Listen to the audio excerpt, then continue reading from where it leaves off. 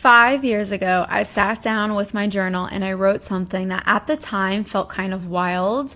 I wrote about how I wanted to live my life, and I didn't write in a vague, someday I want freedom way, but in specifics of what I actually wanted. I literally wrote that I wanted to live in different places around the US, to move around, to experience life in different cities. And this weekend, I moved to Raleigh. After living in Houston, after living in Charleston, after deciding I wanted to move out of New Jersey.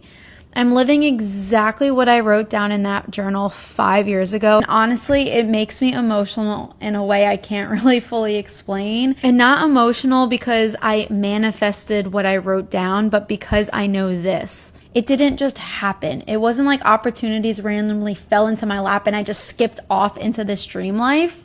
It was scary. It stretched me. There were moments where my programming was screaming at me, this isn't what we do. Who do you think you are? You can't just pick up and move. You can't design your life like that. But every time I came against those fears, I had to remove the block. I had to rewrite the belief, and I had to anchor back to the vision I had for my life, the one that I wrote down, and remind myself, but this is who I'm becoming.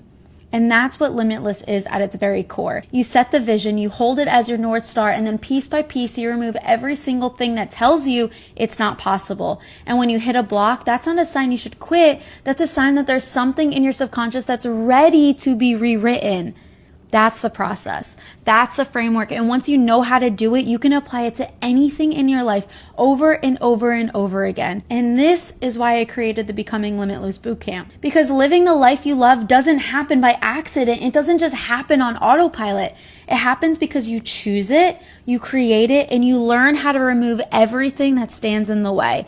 And that is what I want for you. I want you to wake up one day like I did yesterday, standing in the middle of your own journal entry with tears in your eyes because you realized you did it. You're living it.